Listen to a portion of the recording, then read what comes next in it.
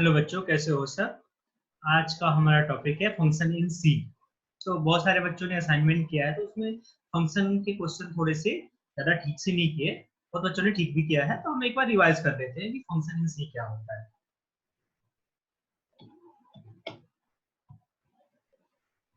तो फंक्शन क्या होते हैं बच्चों?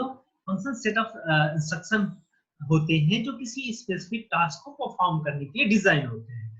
The set of instruction to perform a specific task is called function.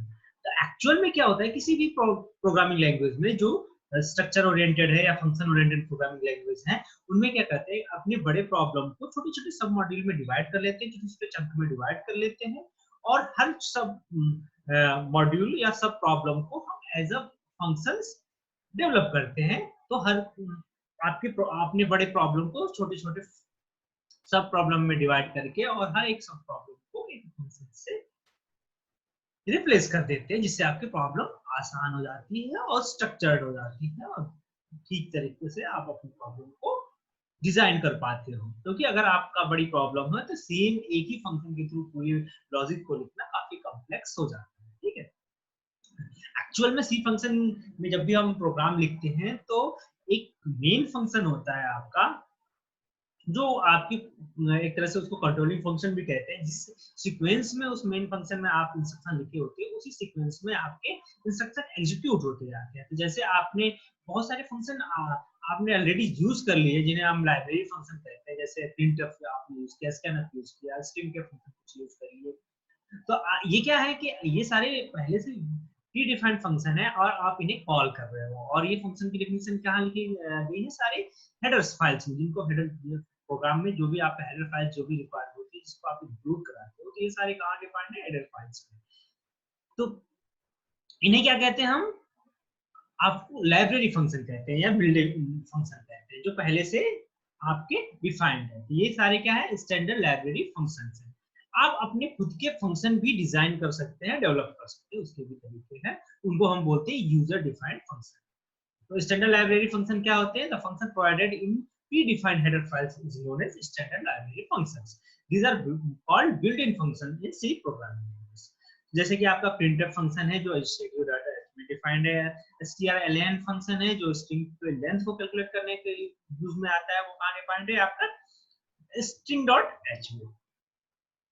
अब यूजर डिफाइंड क्या फंक्शन होता है? जब भी हम कभी बड़ी प्रॉब्लम को सॉल्व करते हैं तो अपने प्रॉब्लम को सब प्रॉब्लम में डिवाइड कर लेते हैं, और जो सब प्रॉब्लम के लिए हम लॉजिक लिखते हैं उसके लिए कोई फंक्शन आप डिफाइन करते हो, उसे यूजर डिफाइंड फंक्शन कहते हैं। सी लैंग्वेज में यूजर डिफाइंड फंक्शन जो होता है आपका, उसका एक फॉर्मेट होता है, उसके फॉर्मेट के फॉर्म में हम लिख लेंगे तो आपका वो फंक्शन कहलाएगा। एक्चुअली इससे फायदा क्या होता है कि अगर आपने मान लीजिए एक ही टाइप के जैसे दो नंबर को ऐड करने का आपके प्रोग्राम में आपके काफी बार बार जरूरत पड़ रही है, ठीक है, तो आपने क्या किया, दो नंबर को ऐड करने का प्रोग्राम एक फंक्शन के फॉर्म में लिख लिया और एक बार लॉजिक लिख लिया, और जितनी बार चाहे उस फंक्शन को कॉल करके आप अपनी प्रॉब्लम को सॉल्व कर सकते हो। ठीक है।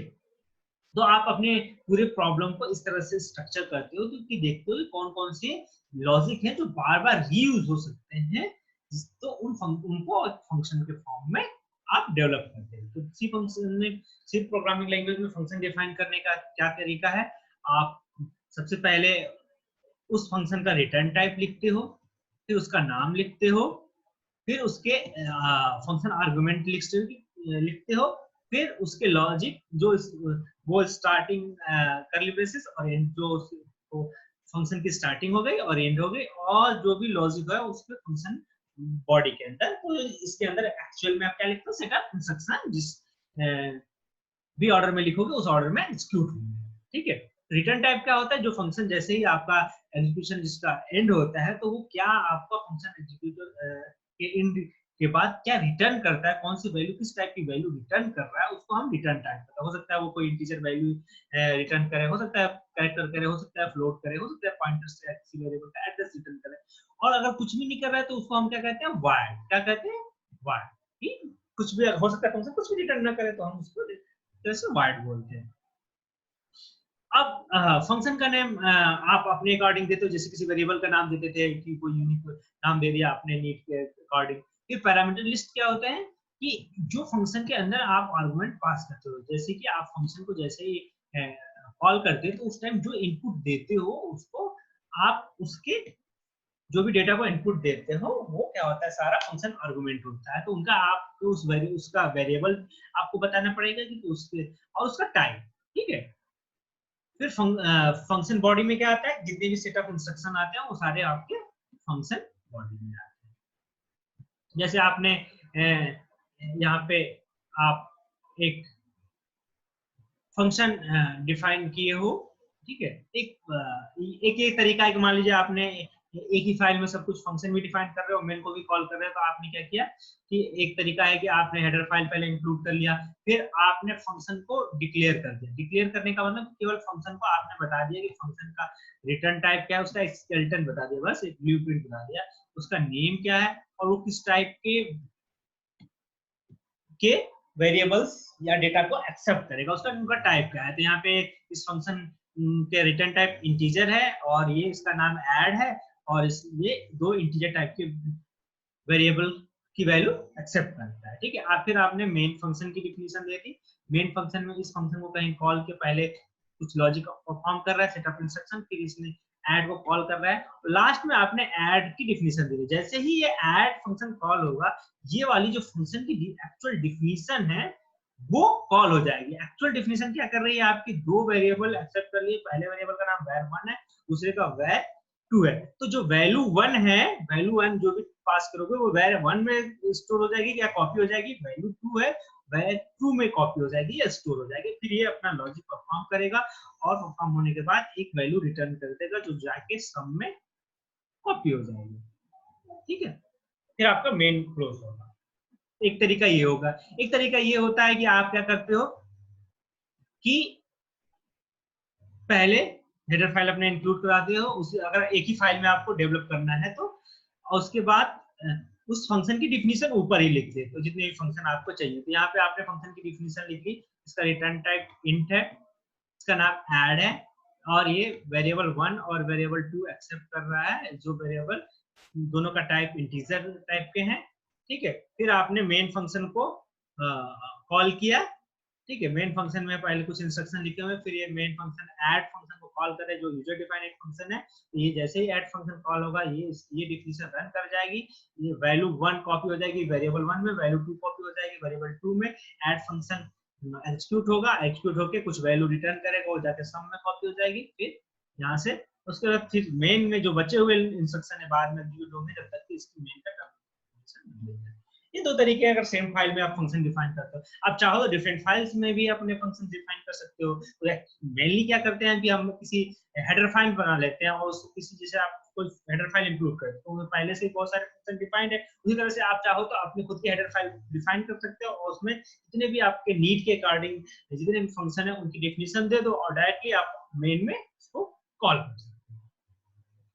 फिर नेक्स्ट आता है कि एक क्वेश्चन आपका आता है कि फंक्शन कॉल बाय वैल्यू और कॉल बाय रेफरेंस क्या होता है। एक्चुअल में जब भी फंक्शन कॉल होता है तो आप उस फंक्शन की डिफिनीशन के अकॉर्डिंग उस फंक्शन में आप कुछ फंक्शन आर्गुमेंट पास करते हो। जो फंक्शन आर्गुमेंट पास करते हो एक्चुअल में उस फंक्शन आर्गुमेंट के बेसिस पे हम इसको डिफाइन करते हैं फंक्शन कॉल बाय वैल्यू और कॉल बाय रेफरेंस। अगर उस फंक्शन आर्गुमेंट में फंक्शन ऐसा है कि वेरिएबल की वैल्यू अगर आप पास कर रहे हो तो उसको हम बोलते हैं फंक्शन कॉल बाय वैल्यू। अगर कोई फंक्शन वेरिएबल की एक्चुअल वैल्यू एक्चुअल वैल्यू की कॉपी पास हो रही है तो उसे हम बोलते हैं फंक्शन कॉल बाय वैल्यू, ठीक है। और जैसे मान लीजिए यहाँ पे एक incr नाम का फंक्शन है, उसमें आप डायरेक्टली x पास कर रहे हो, इसका मतलब x की जो भी वैल्यू है उस फंक्शन के अंदर जो भी फंक्शन आर्गुमेंट का जो वेरिएबल डिफाइंड है उसके अंदर x की वैल्यू कॉपी हो जाएगी। फंक्शन कॉल बाय रेफरेंस में क्या होता है, कॉल बाय रेफरेंस में हम डायरेक्टली फंक्शन की वैल्यू पास ना करके उसका रेफरेंस पास करते हैं या उसका एड्रेस पास करते हैं। तो यहाँ पे incr फंक्शन में देखिए क्या पास किया है, एड्रेस ऑफ x। इसमें क्या होता है, इससे क्या फायदा होता है कि हमें फंक्शन की डायरेक्टली वैल्यू ना मान के वेरिएबल की वैल्यू पास ना करके वेरिएबल कहाँ एक्चुअल में स्टोर है उसका रेफरेंस ही हमने दे दिया। तो अब जो भी हमने काम करना है हमें उसका रेफरेंस पास कर दिया, तो उस फंक्शन जो जिस फंक्शन को कॉल किया हमने उस फंक्शन को उस वेरिएबल की जो भी जरूरत पड़ेगी वो डायरेक्टली उस वेरिएबल में एक्चुअल चेंज कर पाएगा। इसमें क्या करता था, एक्चुअल चेंज नहीं कर पाता था। इसमें एक्चुअल में इसकी क्या होती थी, कॉपी जाती थी। तो आप हमने कुछ इसके डिफरेंसेस हमने इस साइड से लिखे हैं, तो इसके डिफरेंसेस आप वन बाय वन आपको समझा देते हैं कि जैसे इसकी इनकी डिफिनीशन क्या है, कॉल बाय वैल्यू की डिफिनीशन क्या है। इसमें एक्चुअल वेरिएबल की कॉपी से हम फंक्शन को कॉल करते हैं, इसलिए हम कॉल बाय वैल्यू कहते हैं। इसमें वेरिएबल के एड्रेस से कॉल करते हैं, इसलिए इसे कहते हैं कॉल बाय रेफरेंस। ठीक है, इसमें क्या कहता है, आर्गुमेंट्स में क्या जाता है, इसमें कॉपी ऑफ वेरिएबल जाता है, इसमें वेरिएबल इटसेल्फ जाता है। वेरिएबल इटसेल्फ का मतलब कि वेरिएबल का रेफरेंस जाता है।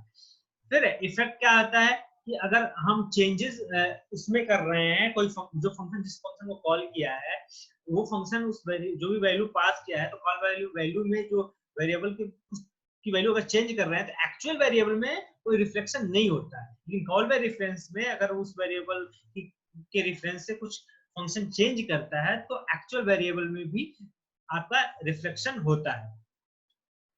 ठीक है, वही बात ये अल्टरेशन ऑफ वेरिएबल में है। ठीक है, पासिंग में क्या होता है, इसमें क्या कि डायरेक्ट वेरिएबल स्ट्रेट फॉरवर्ड पास हो जाता है, इसमें क्या होता है, एड्रेस पास होता है। ठीक है, original value call by value में मॉडिफाई नहीं किया जाता है, किया जा सकता, और कॉल बाय रेफरेंस में ओरिजिनल वैल्यू मॉडिफाई किया जा सकता है। ठीक है, मेमोरी लोकेशंस दोनों के डिफरेंस आप इसमें क्या होता है, एक्चुअली कॉपी बन जाती है कॉल बाय वैल्यू में, तो एक्चुअल वेरिएबल का मेमोरी लोकेशन और जो आपने पास किया जो फंक्शन के अंदर, फंक्शन आर्गुमेंट के अंदर है, ठीक है, वो क्या होता है, दोनों अलग अलग होता है। ठीक है, अब सेफ्टी के पॉइंट ऑफ व्यू से देखो तो कॉल बाय वैल्यू ज्यादा सेफ है, क्योंकि उसने एक्चुअल एड्रेस पास नहीं किया। कॉल बाय रेफरेंस थोड़ा सा से कम सिक्योर। ठीक है, अब ये सारी चीजें जितनी पढ़ी हमने फंक्शन और फंक्शन के टाइप्स, वो सारे वन बाय वन देख लेते हैं प्रोग्राम के थ्रू। ठीक है, तो हम लोग सारी चीजें एक प्रोग्राम के थ्रू देख लेते हैं। रिसोर्स फाइल में आते हैं, पहले हम देखते हैं कोई अपना फंक्शन बनाते हैं।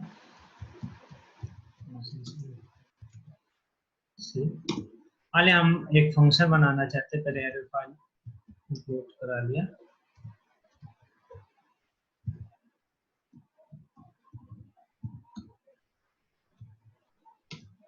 ठीक है, मान लिया एक फंक्शन हमने वायर्ड डिस्प्ले ले लिया। इसके अंदर हमने प्रिंट करा दिया प्रिंटफ कभी।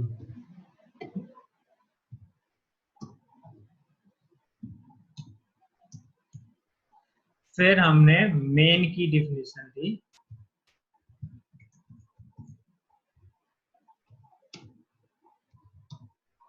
मेन में हमने लिख लिया, सीधे सीधे डिस्प्ले को कॉल कर लिया। बहुत छोटा फंक्शन हमने लिखा है, यूजर डिफाइंड फंक्शन। ठीक है, जीरो कर लिया। ठीक है, इसको हमने सेव कर लिया। इसको हमने क्या किया, कंपाइल किया। ठीक है, अब रन कराते हैं। ये क्या प्रिंट हो गया, हमारा कवि प्रिंट हो गया। ठीक, तो एक्चुअल में क्या, देखो आपने क्या किया, एक डिस्प्ले नाम का फंक्शन डिफाइन किया, जो यूजर डिफाइंड फंक्शन जिसको बोल सकते हैं। अब इसका रिटर्न टाइप आपने वायर्ड रखा, नाम इसका डिस्प्ले रखा, और इसमें इनपुट आर्गुमेंट भी कुछ नहीं दिया, प्रिंटफ करके एक इंस्ट्रक्शन लिख दिया जो कभी प्रिंट कर रहा है। फिर मेन में क्या किया, इस डिस्प्ले फंक्शन को बस कॉल कर लिया, और जैसे ही आप जैसे ही प्रोग्राम आप रन कराओगे, डायरेक्टली आपका प्रोग्राम का एग्जीक्यूशन कहां से स्टार्ट होता है, मेन से। तो मेन का पहला इंस्ट्रक्शन क्या है, डिस्प्ले। डिस्प्ले कॉल हो जाएगा और कंट्रोल यहां जाएगा और प्रिंटफ के थ्रू कभी प्रिंट करेगा। ठीक, अब आप मान लो इसी फंक्शन को चाह रहे हो कि ये कुछ वैल्यू एक्सेप्ट करें, तो हमने एक इंट x लिख दिया। ठीक है, और यहाँ पे x की वैल्यू आप मान लो प्रिंट करा रहे हो। x equal to %d x। अब क्या है, ये फंक्शन डिस्प्ले क्या रहा है, एक वैल्यू एक्सेप्ट कर रहा है। अब डिस्प्ले में हमने क्या किया, फंक्शन में 5 पास कर। अब क्या हुआ, डिस्प्ले फंक्शन एक वैल्यू एक्सेप्ट कर रहा है जिसका टाइप इंटीजर है और उस वेरिएबल का नाम है x। अब आप वो क्या कर रहे हैं, x की वैल्यू डायरेक्टली प्रिंट कर रहे हैं। हम इसको सेव करते हैं, कंपाइल और अब देखो x की वैल्यू क्या हो गई, 5 प्रिंट हुई है। अब देखो एग्जीक्यूशन कैसे हुआ है, मेन से स्टार्ट होगा एग्जीक्यूशन हमारा। तो डिस्प्ले फंक्शन पहले सबसे पहले कॉल होगा, डिस्प्ले कॉल हुआ, उसमें क्या हुआ, 5 चला गया। ठीक है, जैसे ही डिस्प्ले कॉल हुआ, ये x में क्या कॉपी हो जाएगा, 5। x की वैल्यू क्या हो गई, 5, और ये प्रिंटफ x जैसे कि आपने 5 प्रिंट कर दिया। बात समझ में आई। मान लीजिए हम इसको डायरेक्टली 5 ना करके इस मेन में कोई वेरिएबल मान लीजिए इंट i डिफाइन करते हैं, और i इक्वल टू आपने मान लीजिए 10 रख लिया, और यहाँ पे i पास करते हैं। ठीक है, तो सेव कर लिया, तो कंपाइल कर लिया। अब देखो यहाँ से हमारा प्रोग्राम का एग्जीक्यूशन कहाँ से बताया है कि हमेशा स्टार्ट होता है मेन से स्टार्ट होगा। एक वेरिएबल i डिक्लेयर होगा, उसकी वैल्यू 10 होगी, i डिस्प्ले में कॉपी हो जाएगा, i एज आर्गुमेंट पास हो जाएगा। तो अब क्या होगा, जैसे ही डिस्प्ले कॉल होगा, x की वैल्यू i की वैल्यू के बराबर हो जाएगी, मतलब x की वैल्यू क्या हो जाएगी, 10, और डिस्प्ले कॉल होगा और फिर प्रिंटफ x तो की जो भी वैल्यू आएगी मतलब 10 प्रिंट होनी चाहिए। रन कराते हैं इसको, देखना x की वैल्यू क्या हो गई, 10 प्रिंट हो गई ना। तो i की वैल्यू जो भी थी वो x में कॉपी हो गई। और समझ में आ गई। ठीक है, अब हम एक ऐसा फंक्शन लिखते हैं जिसका कुछ रिटर्न टाइप भी है। ठीक है,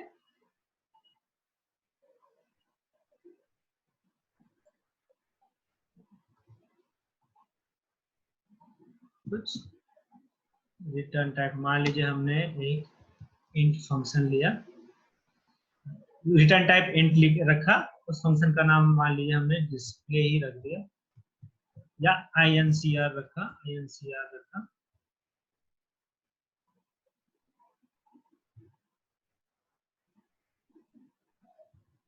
और यहाँ पे हमने पास किया एक वेरिएबल x, और x इक्वल टू हमने x प्लस 1 कर दिया, और रिटर्न x कर दिया। ठीक है, ये हमने incr नाम का एक फंक्शन लिखा जो क्या कर रहा है, एक इंटीजर वैल्यू ले रहा है x, उसको इंक्रीमेंट कर रहा है और उसकी वैल्यू को रिटर्न कर रहा है। अब इसको हम मेन में मान लीजिए हम कॉल करते हैं इस फंक्शन को, मान लीजिए एक इंट फंक्शन लेते हैं i, एक इंट फंक्शन, अरे इंट वेरिएबल लेते हैं उसकी i, और i इक्वल टू लिखते हैं incr, और incr में पास करते हैं 10, और printf करते हैं printf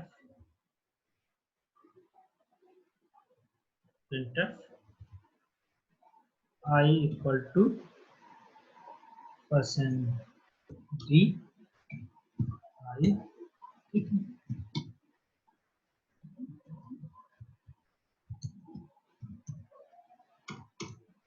ठीक है, इसको हम सेव करते हैं,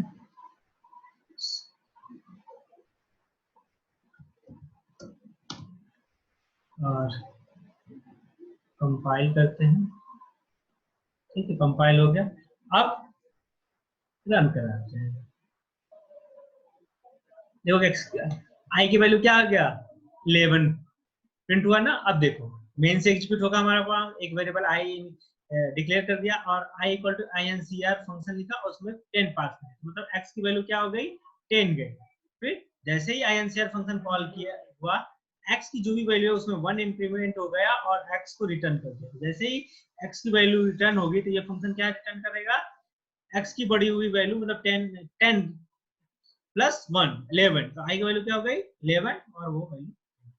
बात समझ में आ गया। तो आप तीनों टाइप का पढ़ लिए कि ऐसा फंक्शन भी बना सकते हैं जिसका कोई इनपुट आर्गुमेंट ना हो और उसका कोई रिटर्न टाइप ना हो। आपने ऐसा भी देख लिया जिसका रिटर्न टाइप तो वायर्ड हो लेकिन उसका इनपुट आर्गुमेंट हो। ऐसा भी देख लिया आपने कि इनपुट आर्गुमेंट भी हो और उसका रिटर्न टाइप हो। मान लीजिए आपने आपको दो नंबर को ऐड करने का कोई कह दे, फंक्शन लिखना है, दो नंबर को ऐड करने का फंक्शन लिखना है तो आप वो भी लिख सकते हो। आपने दो नंबर का ऐड करने का प्रोग्राम बहुत बार बनाया है, अब इसको हम फंक्शन के थ्रू करते हैं। ठीक है, function to add two numbers. ठीक है, मान लीजिए हमने एक फ्लोट ऐड नाम का फंक्शन डिफाइन किया और ये क्या कर रहा है, दो फ्लोट वैल्यू दे रहा है, एक ए और फ्लोट बी। ठीक, और ये क्या कर रहा है, एक और हमने फ्लोट डिफाइन कर लिया सी, और ये सी इक्वल टू क्या कर रहा है, A plus C equal to A क्या कर रहा है, C equal to A plus B कर रहा है। ठीक है, C equal to A plus B कर रहा है और एक सी वेरिएबल लिया C equal to A plus B और रिटर्न कर लिया सी। ठीक, और एक नया फंक्शन लिखा इंट मेन, मेन फंक्शन यहाँ से हमारा हम मेन में हमने क्या किया, मान लीजिए एक फ्लोट वेरिएबल ले लिया ए एक्स,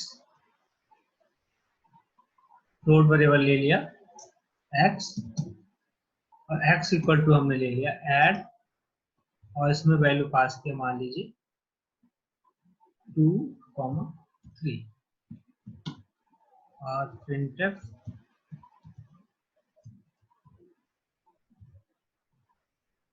x इक्वल टू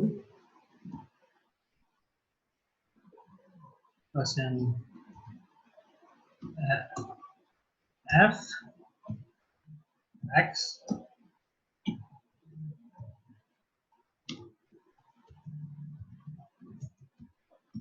ठीक है, इस प्रोग्राम को हमने सेव किया,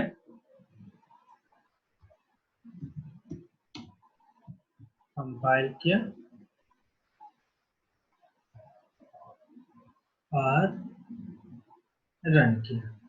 ठीक है, x की वैल्यू क्या आ गई 5। ठीक है, तो मतलब देखिए हमने क्या किया, मेन में एक फ्लोट वेरिएबल ले लिया और उस x वेरिएबल को हमने x इक्वल टू लिख दिया ऐड 2 3, मतलब ऐड में 2 3 आपने पास कर दिया। ठीक है, तो a की वैल्यू क्या हो गई 2 और ऐड फंक्शन कॉल होगा, a की वैल्यू क्या हो जाएगी 2 और b की वैल्यू हो जाएगी 3, तो c equal to a plus b, जो भी a और b की वैल्यू होगी तो मतलब 2 प्लस 3 5 और उसको रिटर्न कर दिया तो x की वैल्यू क्या हो जाएगी 5 और उसको आपने प्रिंट कर दिया। ठीक है, अब ये चाहो तो आप यही वैल्यू चाहो तो आप यूजर से भी एंटर करा सकते हो। तो मान लो आपने दो वेरिएबल y और z ले रखे हैं। ठीक है, और एक प्रिंट कर दो printf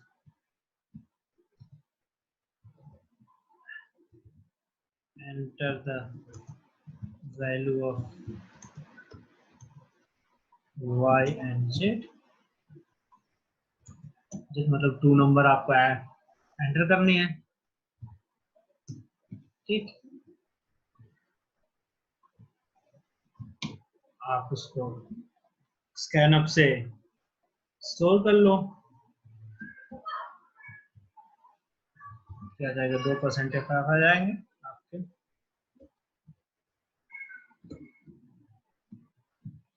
address of x, address of address of x नहीं, हमें variable Y address of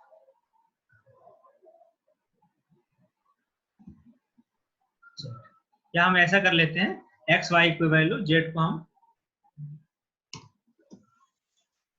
add वाला वेरिएबल ले लेते हैं जेड, ठीक है। यहाँ लिख देते हैं addition of x and y equal to percentage, यहाँ पे जेड इक्वल टू और यहाँ पे एक्स वाई पास करते हैं,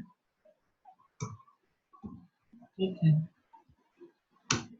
अब यहाँ पे एड्रेस ऑफ एक्स और एड्रेस ऑफ वाई,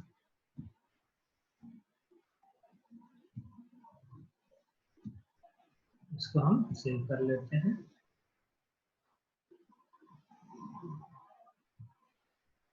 कंपाइल करते हैं, एक्सपोर्ट करते हैं। मान लीजिए हमने यहाँ पे वैल्यू पास करनी है, तो enter the value of x y. मान लीजिए हमने एक्स की वैल्यू 32 कर दी और वाई की वैल्यू, एक्चुअली हमने जेड वहां पे हटाया नहीं, वाई की वैल्यू मान लो हमने 4 कर दी, तो आउटपुट क्या आएगा 36, ठीक है। अब यहाँ पे एक्स एंड वाई लिख देते हैं, एक्स एंड वाई, ठीक है। कंपाइल कर रहे हैं, तो अगर हम एक्स की वैल्यू मान लीजिए पास कर रहे हैं 4.1 और y की वैल्यू 2.1, तो क्या आ गया 6.2, 4 + 2 कितने हो गए 6 और 1.6.2 वैल्यू आ गई y की, ठीक है। यहाँ पे आपने क्या किया, एक ऐड नाम का फंक्शन डिफाइन कर दिया जो एक फ्लोट टाइप की वैल्यू रिटर्न करता है, दो फ्लोट टाइप की वैल्यू एक्सेप्ट करता है, और उसमें एक वेरिएबल सी है, C equal to a + b कर दिया, ये वैल्यू आई। तो आप जब मेन फंक्शन में इसको क्या किया आपने, 2-3 वेरिएबल ले लिए x y z, x y की वैल्यू आपने एंटर करा ली यूजर से, और जेड इक्वल टू क्या लिया ऐड एक्स + वाई, ये फंक्शन कॉल हो जाएगा, ऐड जो भी वैल्यू रिटर्न करना है जेड में स्टोर हो जाएगा और जेड की वैल्यू, बस समझ में आ गया। अब अब हम लोग क्या कर लेते हैं, वो देख लेते हैं कि एक फंक्शन कॉल बाय वैल्यू और कॉल बाय रेफरेंस का, ठीक है। तो जो ये अभी तक जितने ये सारे एग्जांपल हमने ये किए हैं, ये क्या है, function call by reference value ही है, इसमें क्या है आप डायरेक्टली वैल्यू पास करते हैं। अब मान लो ये ये हमने एक program function call by reference का बना रखा है, इसमें हमने क्या किया, इसको फिर से करते हैं जिससे कि आपको थोड़ा सा सही रहे।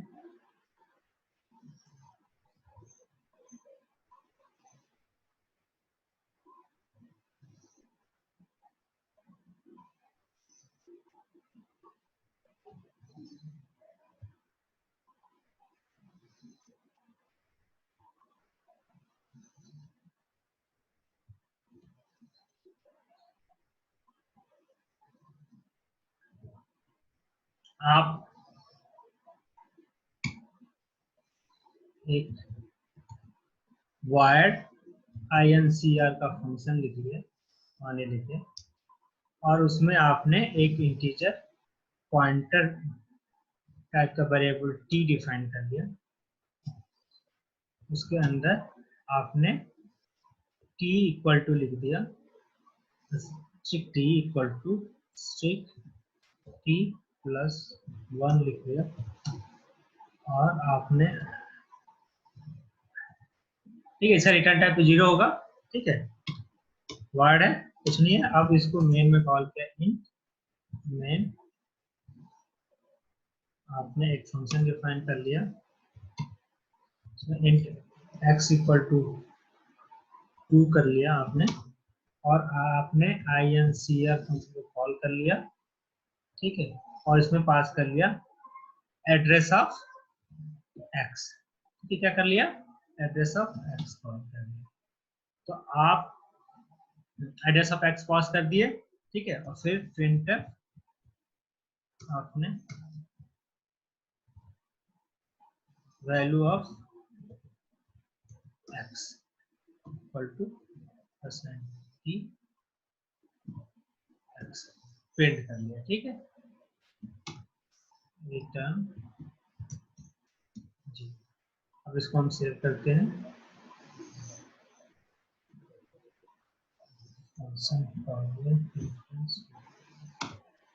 अब इसको कंपाइल करते हैं,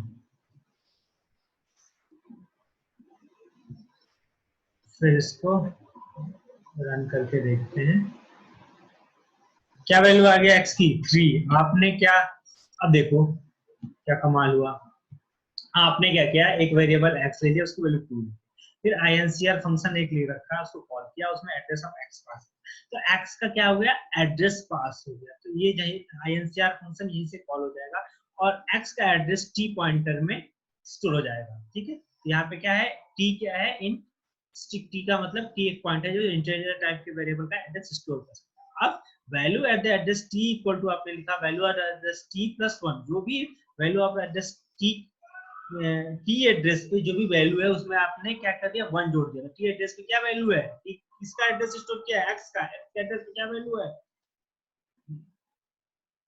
की वैल्यू क्या है, एक्स की वैल्यू क्या है 2, 2 प्लस 1 क्या होगा 3, 3, तो टी की वैल्यू क्या, एक्स की वैल्यू क्या हो जाएगी 3, ना कोई वैल्यू रिटर्न किया ना कुछ किया, आपने डायरेक्टली इसके रेफरेंस का यूज करके और आपने उसके वेरिएबल की वैल्यू को चेंज किया। जैसे मान लीजिए आपने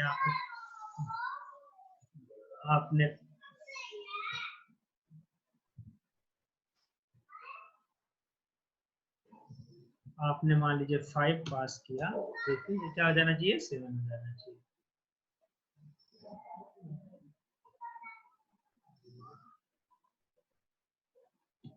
फाइव पास किया तो क्या हो जाना चाहिए, 6 हो गया, 6 आ गया, ठीक है। अगर मान लीजिए मैं इसको थोड़ा सा चेंजेस करता हूँ, अब तक क्या है, ये क्या हो गया, कॉल बाय रेफरेंस का एग्जांपल हो गया। अगर मैं यहाँ पे x पास करता और इसकी डिफिनेशन मैंने चेंज कर लेता, यहाँ पे t equal to t plus 1, और अब हम देखते हैं यहाँ पे printf value of t equal to %t t,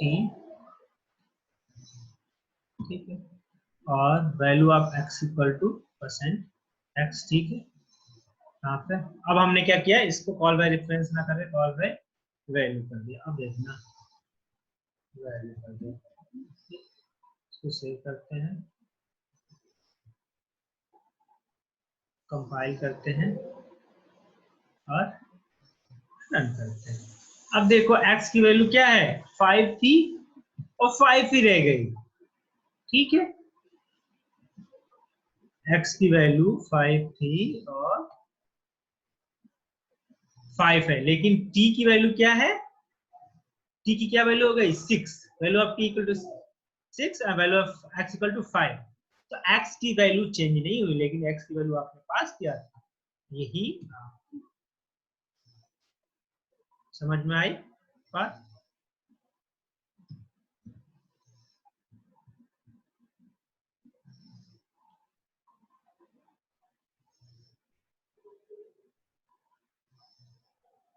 तो आपने x की वैल्यू 5 पास की थी, t की वैल्यू 5, t की वैल्यू तो क्या हो गई 6 हो गई, लेकिन x की वैल्यू 5 है। लेकिन पिछले में अगर हम कॉल बाय रेफरेंस किए थे तो एक्चुअल x का एड्रेस यूज करके x की वैल्यू में हमने चेंज कर लिया था, यहाँ पे x की वैल्यू चेंज नहीं है। ये है कॉल बाय रेफरेंस और कॉल बाय वैल्यू का एग्जांपल, दोनों में क्या डिफरेंस है। यही आपका आजकल लेक्चर खत्म हुआ, कोई कंफ्यूजन हो तो आप लोग मुझे इन्फॉर्म करें, ठीक है। तो